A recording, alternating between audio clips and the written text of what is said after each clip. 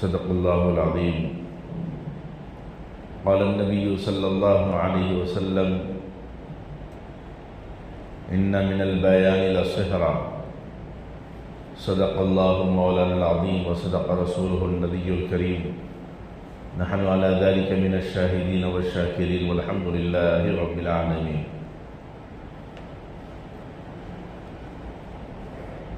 معزز بزرگوں اور عزیز ساتھیوں، اللہ رب العزت نے کلام پاک میں خود کلام پاک کی حفاظت اور اس کے تحفظ کا اللہ رب العزت نے وعدہ فرمایا ہے۔ اس وعدے کی تکمیل اور اس کا جیتا جاگتا ثبوت ہمیں کلام پاک سے ہی ملتا ہے۔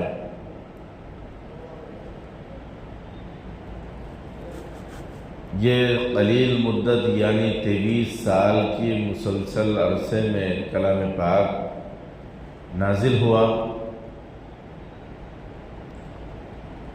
اور آج تک 1400 سال کے اوپر گزر چکے،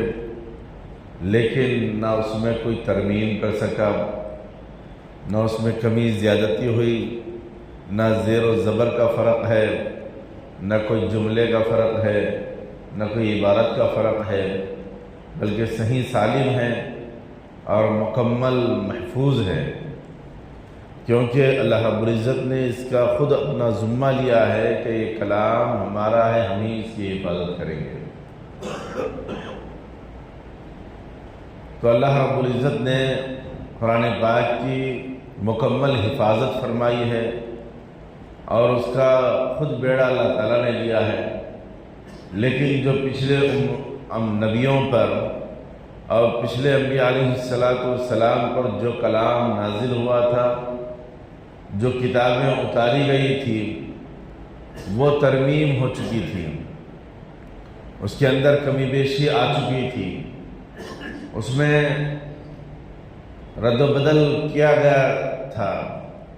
لیکن اللہ تبارک و تعالیٰ نے نبی رحمت صلی اللہ علیہ وسلم آخر الزمان کے اوپر جو کلام پاک نازل فرمایا، نہ اس میں کسی قسم کی تبدیلی نہیں کی گئی۔ ہم قبل اس کے کہ ہم اس کے تلذذ کو اور اس میں آنے والے لطف کو بیان کریں کہ اللہ تعالیٰ نے کلام پاک میں ایک ایسی جاذبیت رکھی ہے اور ایسی کشش رکھی ہے کہ جو اس کو جتنا پڑھے گا اور جتنا اس کی تلاوت کرے گا، اس کو اور تلاوت کرنے کا اور پڑھنے کا اور اس کا مطالعہ کرنے کا شوق بڑھتا جائے گا۔ جو عالم ہے، جو حافظ ہے، اس کے علاوہ اگر کوئی عام آدمی تلاوت کلام پاک کا عادی ہو جاتا ہے تو اس کو تلاوت قرآن پاک کے علاوہ کسی چیز میں مزہ نہیں آتا، حالانکہ اگر اس کے معنی اور مطالب کے اندر جائیں تو بے تحاشا آنسو نکل آتے ہیں۔ کہیں اللہ تعالیٰ کی پکڑ کے بارے میں اس کے اندر عبارتیں لکھی ہے، تو کہیں خوشخبری کے تعلق سے انعامات اور اللہ تبارک و تعالیٰ کی جانب سے دیے جانے والے وہ انعامات کے تذکرے پائے جاتے ہیں کہ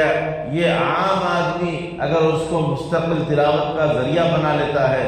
تو اس کے بے تحاشا آنسو نکل آتے ہیں۔ وجہ کیا ہے؟ وجہ یہ ہے کہ قرآن کریم ایک متاثر کن کلام ہے۔ یہ متاثر کن کلام کیسے ہوا؟ یہ اگر ہم جاننا چاہیں تو ہم ان حالات کو دیکھیں جو آج سے 1400 سال پہلے تھے۔ نبی اکرم صلی اللہ علیہ وسلم ان کے درمیان، عرب کے درمیان عام اپنی زندگی گزارے تھے۔ مغیرہ بن حارث وہ کہتے ہیں کہ محمد رسول اللہ صلی اللہ علیہ وسلم جو 40 سال کا ایک عرصہ تمہاری بیچ زندگی گزارا، اب اس کے بعد سفید ہو چکے ہیں، اب وہ کلام الہی ہونے کا دعویٰ کرتا ہے، کلام پیش کرتا ہے، تو تم اس کو شاعر کہتے ہو، مجنون کہتے ہو، دیوانہ کہتے ہو، جادوگر کہتے ہو، تو مغیرہ فرماتے ہیں کہ دیکھیے میں نے بڑے بڑے ساحروں کو دیکھا، یعنی بڑے بڑے جادوگروں کو دیکھا، اور ہم نے ان سے کام لیا، لیکن محمد رسول اللہ کے کلام کے اندر کوئی جادو نہیں ہے، وہ کوئی کسی کے اوپر جادو نہیں کرتے، کوئی آسیب نہیں کرتے، وہ اللہ تبارک و تعالیٰ کا کلام سناتے ہیں۔ اگر تمہارے اندر ہمت ہے، تم فصیح ہو، بلیغ ہو، تم اپنے کلام کے اندر لاجواب ہو، تمہاری عربی عبارتیں اتنی بہترین ہیں کہ اس کا اندازہ نہیں لگا سکتے، کیونکہ مغیرہ جو تھے وہ بڑے بزرگ بھی تھے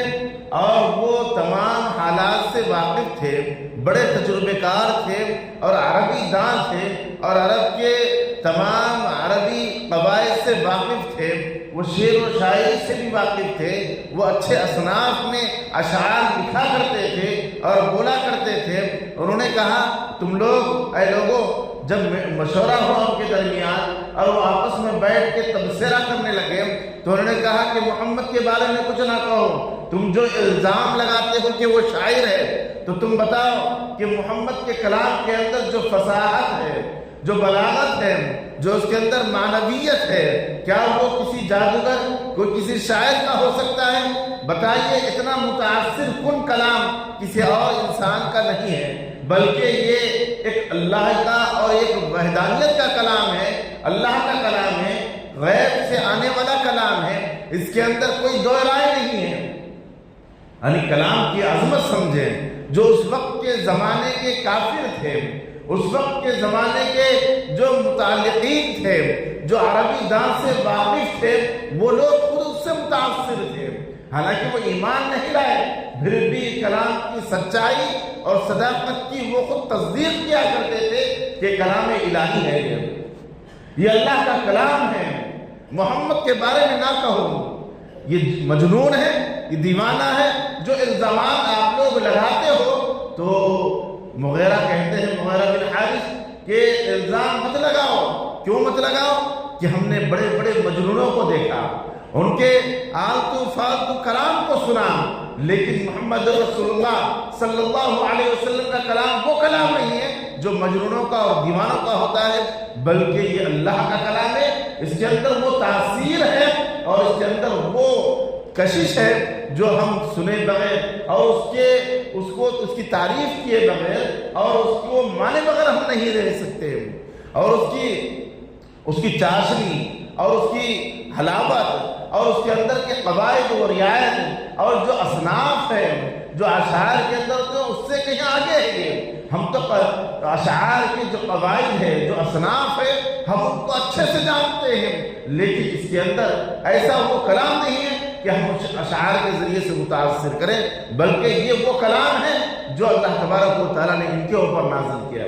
اور تو دیکھیں، جو علماء فضلہ ہوا کرتے ہیں، جب اس کی تلاوت کرتے ہیں تو ان کے اوپر بڑا گہرا اثر ہوتا ہے، لیکن جو عام لوگ ہوتے ہیں، جو امی ہوتے ہیں، جو عربی سے واقف نہیں رکھتے، لیکن صرف ناظرہ قرآن پڑھتے ہیں، لیکن جب تلاوت کا ان کو شوق اور جذبہ لگ جاتا ہے تو عزیز ساتھیوں، وہ اس کی ایسی کشش محسوس کرتے ہیں کہ بغیر تلاوت کیے کہ وہ اپنا دن نہیں گزار سکتے، کیونکہ یہ ایک ایسی چیز ہے، ایک ایسی دوا ہے کہ جو دوا کی مرض بڑھتا ہے، یعنی جتنا پڑھتے جائیں اس کے اندر اتنا ہی تلذذ آتا ہے، اتنا ہی مزہ آتا ہے، لیکن اس کے لیے شوق ہونا چاہیے، جذبہ ہونا چاہیے، الفت اور محبت ہونی چاہیے، کیونکہ اللہ کا کلام ہے، اللہ کی عظمت کا کلام ہے، اللہ تبارک و تعالیٰ نے اس کلام کی مکمل حفاظت فرمائی ہے۔ اس کے اندر اگر کوئی شوشہ نکالے یا کوئی اس کے اندر کوئی کام کرے تو عزیز ساتھیوں، یہ آج تک اس کے اندر نہ کوئی ترمیم، تبدیلی یا کوئی حرف کی تبدیلی نہیں ہو سکی۔ مامون الرشید یہ بہت بڑے بادشاہ گزرے ہیں، ان کے دربار میں ایک معمول تھا کہ وہ علماء اور فضلاء کو اور بہترین عربی داں احباب کو بلا کر مقابلہ کیا کرتے تھے اور وہ انعامات سے نوازے جایا کرتے تھے۔ تو دیکھا کہ ایک بہت بڑا متاثر کن الفاظ استعمال کرنے والا فصیح و بلیغ نوجوان آیا وہ اپنے کلام سے سب کو متاثر کیا۔ مامون الرشید مجلس ختم ہونے کے بعد اس کو اپنے پاس بلایا اور کہا کہ تم اس بنی اسرائیل ہو، تم یہودی ہو؟ اس نے کہا ہاں میں یہودی ہوں۔ انہوں نے کہا تم اسلام لا لو، میں تمہیں بڑے انعامات دوں گا، میں تمہیں اچھا گھر اور اچھی رہائش دوں گا اور تمہیں معمون رکھوں گا اور تمہیں اچھا رکھوں گا۔ وہ شخص نے کہا نہیں، میں اپنے دین پر مضبوط ہوں، میں اپنے مذہب کے اوپر چلنے والا ہوں، میں اسلام اور دین کو قبول نہیں کرتا۔ تو مامون الرشید نے اس کو آزاد کر دیا، چھوڑ دیا۔ 1 سال کے بعد پھر فقہاء کا اور علماء کا پھر ایک مجلس لگی۔ اس مجلس کے اندر فقہاء کے اوپر مسائل کے اوپر اتنے بہترین دلائل کو پیش کیا وہ بندہ، تو مامون الرشید متاثر ہوئے۔ یہ کیا وجہ ہے کہ میں نے اسلام کی ترغیب دی، اسلام کی دعوت دی، تو نے اسلام قبول نہیں کیا، لیکن آج 1 سال بعد تو اسلام کی تعریف کرتے ہوئے، مسائل بتاتے ہوئے، فقہ کے مسائل بتاتے ہوئے تو علماء کی مجلس کو جیت لیا اور حقیقت کے مسائل بتائے، قرآن اور حدیث کے نچوڑ کے مسائل بتائے۔ کیا وجہ ہے؟ تو اس نے کہا کہ آپ نے مجھے لالچ دیا تھا، آپ نے مجھے یہ کہا تھا کہ تم اسلام میں داخل ہو جاؤ، میں انعامات سے نوازوں گا۔ تو میں نے وہیں سے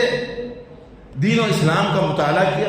تمام کتابوں کا میں ماہر ہوں، میری کتابت اتنی بہترین ہے، میں اتنا بہترین کاتب ہوں، جس طریقے سے میری لفاظی، میرے الفاظ، میں جس طریقے سے تقریر اور بیان کر کے تم لوگوں کو متاثر کیا ہے، اسی طریقے سے میری کتابت، میری تحریر، میں جو کام کرتا ہوں اس سے بھی لوگ متاثر ہوتے ہیں، میں جو لکھتا ہوں لوگ ہاتھوں ہاتھ لے لیتے ہیں۔ تو میں نے تورات کے 3 جلد لکھے، تورات جو کلام ہے اس کے 3 جلد لکھے، اور اس کے اندر میں نے ترمیم کی اپنی جانب سے، میں نے اس میں کمی بیشی کی۔ جب میں ان کے بڑوں کے پاس لے کر گیا، میں جب یہودی علماء کے پاس تورات کو لے کر گیا تو وہ لوگ اس کو آنکھوں کو لگائے اور میری عبارت دیکھ کر وہ متاثر ہوئے اور اس کو ہاتھوں ہاتھ لے لیے۔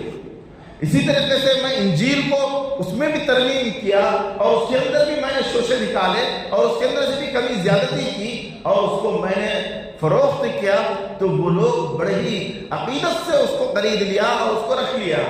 اسی طریقے سے میں نے کلام پاک کے بھی 3 نسخے بنائے، اس کے اندر بھی کمی زیادتی کی اور اس کے اندر بھی میں نے کچھ چھاٹ بیٹ کی۔ جب میں مسلمانوں کے پاس جب لے کر اس کو گیا تو انہوں نے اس کو آنکھوں کو لگانے سے پہلے اور اس کو اپنے سینے سے لگانے سے پہلے اس کی تحقیق کی، تو اس میں دیکھا کہ اس میں کمی زیادتی ہے، اس کے اندر کچھ اضافہ کیا گیا ہے، کچھ کمی کی گئی ہے، تو انہوں نے اس کو رد کر دیا اور لینے سے منع کر دیا۔ تو میں سمجھ گیا کہ یہ وہ کلام ہے جو محفوظ رہنے والا ہے، جس کی حفاظت اللہ نے خود ذمہ اٹھایا ہے اس کی حفاظت کا۔ اس کے اندر ترمیم نہیں کی جا سکتی، اس کے اندر کوئی ایسا کام نہیں کیا جا سکتا کہ جو کلام کو بدلا جائے جس طریقے سے پچھلی کتابوں کو بدلا گیا ہے۔ تو عزیز ساتھیوں، یہاں پر یہ جو کلام ہے جو اللہ تبارک و تعالیٰ نے نبی رحمت صلی اللہ علیہ وسلم پر 23 سال کے عرصے میں نازل کیا ہے، اور اس کے اندر تمام انسانیت جو قیامت تک آئے گی ان کے لیے منشور حیات اس کے اندر دیا گیا ہے، اصول دیے گئے ہیں، ضابطے دیے گئے ہیں، ضابطے حیات اس کے اندر دیا گیا ہے۔ اگر ہم اس کو مانیں گے اور اس کے اوپر عمل کریں گے اور اس کی تلاوت کریں گے اور اس کے مسائل کو سمجھ کر اپنی زندگی کو سنواریں گے تو عزیز ساتھیو ہماری زندگی بھی محفوظ ہو جائے گی، مامون ہو جائے گی، اور دنیا اور آخرت کے اندر ہم اپنی لامحدود زندگی جو گزارنے والے ہیں آخرت کے اندر، اس کے اندر بھی ہم امن و امان کے ساتھ اور خوشحالی کے ساتھ زندگی گزاریں گے۔ تو عزیز ساتھیو، یہاں پر یہ جو کلام پاک کی حفاظت کا ذمہ اللہ تعالیٰ نے لیا ہے، تو ہماری بھی ضرورت ہے کہ ہم اپنے آپ کو کلام سیکھنے کے لیے، تلاوت کرنے کے لیے، قرآن پاک پڑھنے کے لیے ہم اپنے آپ کو لگائیں، کیونکہ عزیز ساتھیو کلام پاک کا ایک ایک حرف محفوظ ہے، اور اللہ تعالیٰ نے نبی رحمت صلی اللہ علیہ وسلم کے ذریعے سے اعلان فرمایا کہ جو بندہ تلاوت کلام پاک پڑھتا ہے تو ایک حرف پر اس کو 10 نیکیاں دی جاتی ہیں، ایک حرف پر 10 نیکیاں دی جاتی ہیں۔ الف لام میم، یہ جو ہم 3 حروف پڑھے ہیں تو ان 3 حروف کے 30 نیکی ملے ہیں۔ تو عزیز ساتھیوں، ہم کو نیکی کمانا ہے، کیونکہ جنت جو کھلا چکر میدان ہے، یہ اس کے اندر اگر ہمیں پودے لگانا ہے، اس کے اندر درخت لگانا ہے، اس کے اندر پھلدار درخت لگانا ہے، تو ہمیں یہاں ذکر و اذکار کرنا ہوگا، اللہ کے کلام کی تلاوت کرنا ہوگا۔ اللہ تبارک و تعالیٰ نے جو نبی رحمت صلی اللہ علیہ وسلم پر وحی کے ذریعے سے قرآن پاک ہم تک پہنچائے ہیں، اس کو ہمیں پڑھنے کی کوشش کرنا ہوگا۔ اور یہ ایک تو بات یہ یاد رکھیں کہ ہم تلاوت کرنے کے لیے سمجھنے کے یا اس کے ترجمہ سمجھنے کی یا اس کی تفسیر سمجھنے کی کوئی ضرورت نہیں ہے، بلکہ ہم کو یوں ہی پڑھنے پر ایسا ثواب دیا جاتا ہے۔ تو عزیز ساتھیوں، یہ کلام آج دیکھیں ہمارے پاس، ہمارے ہاتھ میں سیل فون ہے، تو آج پورے دن ہم اس کو دیکھتے رہتے ہیں، پورا دن ہم اس کے اوپر نظر ٹکائے ہوئے رہتے ہیں، کبھی فیس بک، کبھی واٹس ایپ، کبھی کچھ، اس کے اندر ہم پورا دن گزار دیتے ہیں، اور رات کا بڑا حصہ بھی ہم سیل فون کی نظر کر دیتے ہیں۔ تو عزیز ساتھیوں، اس سے تو کچھ ملنے والا نہیں ہے، ملنا تو عزیز ساتھیوں دور کی بات ہے، ہم اس کے اندر ملوث ہو کر اپنے آپ کو گناہوں کی طرف لے جا رہے ہیں، اپنے آنکھوں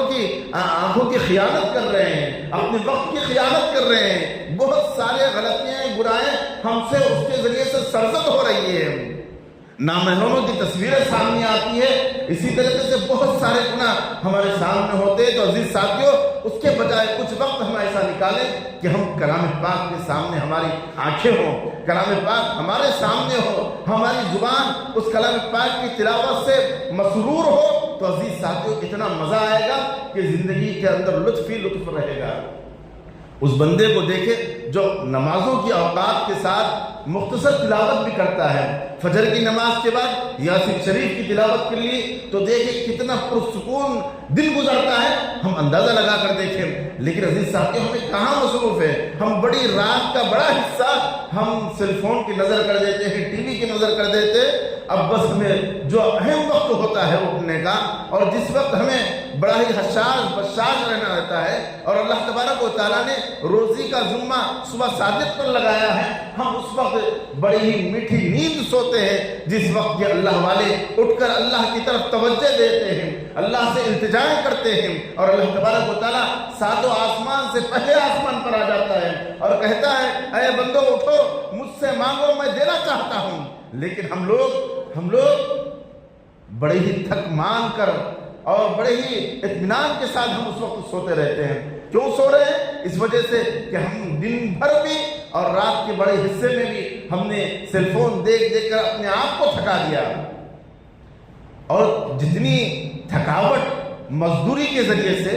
اور کام کرنے کی وجہ سے جو بدنی تھکاوٹ کی وجہ سے جو تھکان ہوتی ہے، اس سے کہیں زیادہ ذہنی اعتبار سے جب ذہن کو استعمال کرتے ہیں اس کی تھکاوٹ زیادہ ہوتی ہے۔ تو ہمارا سیل فون میں اور اس کے اندر دیکھنے میں ہمارا ذہن تھکتا ہے، بدن نہیں تھکتا، تو جس کی وجہ سے اہم اوقات میں ہم سو جاتے ہیں۔ حالانکہ اللہ تبارک و تعالیٰ نے صبح کے اولین اوقات میں روزی بانٹتے ہیں، اور ہم اس وقت روزی لینے کے بجائے اور ہم اس وقت سوتے رہتے ہیں، اور دن اجالا ہونے کے بعد اٹھ کر روتے رہتے ہیں کہ اے باری تعالیٰ، کیا وجہ ہے ہماری روزی میں برکت نہیں، ہمارے کھانے میں برکت نہیں، ہمارے گھر کے اندر خیر و برکت نہیں، ہمارے اندر چین و سکون نہیں، ہمارے گھروں کے اندر وہ کیفیت نہیں ہے جو اللہ والوں کے اور لوگوں کے گھروں میں ہوتی ہے۔ وجہ کیا ہے؟ وجہ ہم نے اس کو ٹال دیا، وجہ ہم نے ان اوقات کو چھوڑ دیا جو اوقات میں اللہ تبارک و تعالیٰ نے یہ وعدہ کیا ہے کہ تم اٹھو، مجھ سے مانگو، میں تمہاری دعاؤں کو قبول کروں گا، تمہیں روزی دوں گا، تمہیں فراوانی کے ساتھ تمہاری میں مدد کروں گا۔ ہم اس مدد کے وقت ہم پیر پھیلا کر سو رہے ہیں۔ تو عزیز ساتھیوں، ہم اللہ تبارک و تعالیٰ کے کلام کی اہمیت کو سمجھیں، کلام کی تلاوت کو سمجھیں، اور اللہ تبارک و تعالیٰ نے کلام پاک کی خود حفاظت کا ذمہ لیا ہے۔ تو اس مامون الرشید کے اس دربار میں اس نے کہا، ہاں تو میں نے یہ بات مان لی کہ میں نے دیگر نسخوں کو، دیگر اللہ کی کتابوں کے اندر جو پچھلی امتوں کے اندر آئے تھے وہ ترمیم کر میں نے بیچا، تو لوگ خرید لیے لیکن اللہ کے کلام قرآن مجید کے اندر ترمیم کیا تو کوئی اس کو خریدا نہیں، تو میں سمجھ گیا یہ کلام الہی محفوظ ہے، محفوظ رہے گا تا قیامت تک محفوظ رہے گا، لہذا یہ پکا سچا ہے، تو یہ جو اسلام ہے، یہ جو دین ہے، یہ بھی محفوظ رہنے والا ہے، لہذا میں نے اس کے اوپر ایمان لا لیا۔ تو عزیز ساتھیوں، کلام پاک کی بہت بڑی برکتیں ہیں، بہت بڑی سعادتیں ہیں۔ اس کے اندر اللہ تبارک و تعالیٰ نے نبی رحمت صلی اللہ علیہ وسلم کو ہر ممکن کوشش کر یہ بتایا کہ اے نبی رحمت صلی اللہ علیہ وسلم، یہودیوں سے، نصرانیوں سے یہ بات کہہ دو کہ جو حضرت مریم علیہ السلام کے بارے میں جو حالات آپ بتا رہے ہیں، نہ آپ پڑھے لکھے ہیں اور نہ ہی آپ ان حالات سے جانتے ہیں، اور نہ ہی آپ نے یہودیوں سے، نہ ہی نصرانیوں سے علم سیکھا ہے، نہ ہی وہ کتابیں پڑھی ہے۔ یہ سب حالات ہونے کے باوجود بھی کلام پاک اللہ تبارک و تعالیٰ یہ تصدیق کرنا بتاتے ہیں کہ اے یہودیوں، اے نصرانیوں، یہ کلام سچا ہے، یہ دین سچا ہے۔ اور اللہ تبارک و تعالیٰ نے یہ بھی بتایا کہ ایک عرصہ جس کو تم صادق مانا کرتے تھے، جس کو سچائی کے سچا ہونے کا دعویٰ کیا کرتے تھے، یعنی محمد رسول اللہ صلی اللہ علیہ وسلم، جب 40 سال کا عرصہ گزر گیا تو اب اسی کو تم ساحر کہہ رہے ہو، مجنون کہہ رہے ہو، دیوانہ کہہ رہے ہو۔ تو اے لوگوں، تم یہ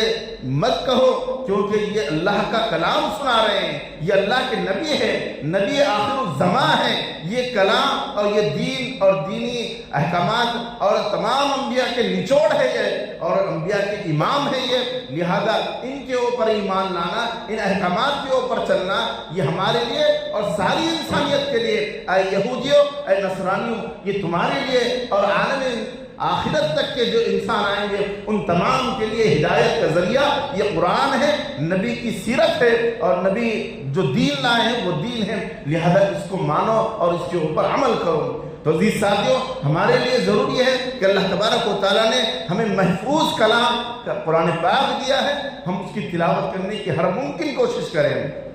اور اس کے لیے کچھ نہ کچھ وقت نکالیں۔ ہم اپنے اوقات کو اپنے کاروبار میں اور دوسرے ذرائع کے اندر جو اپنی ذرائع آمدنی کے لیے ہم اوقات کو ضائع کرتے ہیں، جو اوقات کو استعمال کرتے ہیں، اسی طریقے سے قرآن پاک کی تلاوت کے لیے ہم کچھ وقت نکالیں۔ اور اسی طریقے سے اللہ تبارک و تعالیٰ نے جب موقع دیا ہے، اگر ہمیں پڑھنا آتا ہے تو بہت اچھی بات ہے، اگر پڑھنا نہیں آتا تو ہم وہاں تک پہنچے کہ جو ان کو پڑھا سکتے ہیں، جو ہم کو تلاوت کرنے کا طریقہ بتا سکتے ہیں، جو ہمیں کم سے کم ناظرہ تو پڑھنا ہر ایک کے لیے ضروری ہے، دیکھ کر قرآن شریف کا پڑھنا یہ ہر ایک کے لیے ضروری ہے۔ خالی دیکھ کر بھی اس کو ایک واقعہ ملتا ہے، بڑوں نے سنایا کہ ایک عورت تھی جس کو تلاوت کرنے نہیں آتا تھا، لیکن وہ بڑی شوقین تھی، لیکن اس کو کوئی پڑھانے والا نہیں تھا، تو وہ روزانہ صبح قرآن پاک کو کھولتی اور کہتی یہ اللہ کا کلام ہے، یہ سچا ہے، یہ اللہ کا کلام ہے، یہ سچا ہے، بس اس کی ایک ہی رٹ رہا کرتی تھی اور کچھ دیر ایسا پڑھ کر ورد دیا کرتی تھی۔ جب اس کا وصال ہوا تو اللہ والوں نے دیکھا کہ وہ جنت میں ہے، تو اس نے کہا کہ میں نے ہر ممکن کوشش کی تھی پڑھنے کی، نہ مجھے کوئی پڑھانے والا ملا اور نہ کوئی ایسا راستہ تھا کہ میں جا کر پڑھوں، لیکن میں اس کو حق مانتی تھی، سچ مانتی تھی، اور عبادت کے اوپر انگلی رکھ کر باوضو ہو کر میں یہ کہتی تھی کہ یہ اللہ کا کلام، یہ سچا کلام ہے۔ بس اللہ تبارک و تعالیٰ نے اس کی نسبت سے اور یہ اندازے کی وجہ سے اللہ تعالیٰ نے میری مغفرت فرما دی ہے۔ لہذا عزیز ساتھیوں، آج تو ہر چیز فراوانی کے ساتھ مل رہی ہے، جس طریقے سے کھانے پینے کے اشیاء ہمیں فراوانی کے ساتھ ملتے ہیں۔ چند عرصے سال پہلے بڑی مشکل تھی کھانے پینے کی، لیکن اللہ تعالیٰ نے ہر چیزیں ہم تک پہنچا دی ہیں۔ اسی طریقے سے مال و اسباب کے ذرائع موجود ہیں، آج بلڈنگیں بنانا بہت آسان ہے، گھریں آباد کرنا بڑے آسان ہیں، ہر چیز آسانی کے ساتھ مل رہی ہے۔ اسی طریقے سے اللہ تعالیٰ نے ہمیں دین حاصل کرنے کے لیے بھی اور دینی تعلیم حاصل کرنے کے لیے بھی بڑی فراوانی کر دی ہے۔ آج علماء کم نہیں ہیں، آج مدارس کم نہیں ہیں، آج ہر ایک لوگ موجود ہے، لہذا کمی کس کی ہے؟ کمی ہماری ہے کمی میری ہے کہ میں وہاں تک نہیں پہنچ رہا ہوں جہاں دینی علم حاصل ہو سکتا ہے، میں وہاں تک نہیں پہنچ رہا ہوں جو مجھ کو تلاوت کرنے کا طریقہ بتائے، میں وہاں تک نہیں پہنچ رہا ہوں جو دینی مسائل سے مجھے واقف کرے۔ یہ میری کمی ہے، کسی اور چیز کی کمی نہیں ہے۔ اللہ تبارک و تعالی ہم سب کو سمجھ کر تلاوت کلام پاک کا حق ادا کرنے کی توفیق نصیب فرمائے اور صحیح معنوں میں تلاوت کرنے کی توفیق نصیب فرمائے، اور کلام پاک کی اللہ تعالیٰ نے حفاظت کی ہے، یہ محفوظ رہے گا، اور اللہ تعالیٰ ایسے ذرائع آج تک اور بہت سارے پیدا ہو چکے ہیں کہ کلام پاک کو مٹایا جائے یا اس کو ختم کیا جائے، لیکن اللہ تعالیٰ نے حفاظ کو، علماء کو ایسا پیدا فرمایا کہ ان کی سینوں کے اندر یہ مکمل 30 پارے محفوظ ہے۔ اللہ تعالیٰ ہم سب کو قرآن پاک کی حفاظت کرنے کا ذریعہ بنائے، اپنی اولاد کو بھی حافظ قرآن بنائیے، خود بھی تلاوت کرنے کی فکر کرے۔ اللہ تعالیٰ ہم سب کو سمجھ کر عمل کرنے کی توفیق نصیب فرمائے، آمین۔ وما علینا الا البلاغ۔ جو احباب سنت نہیں پڑھے سنت پڑھے۔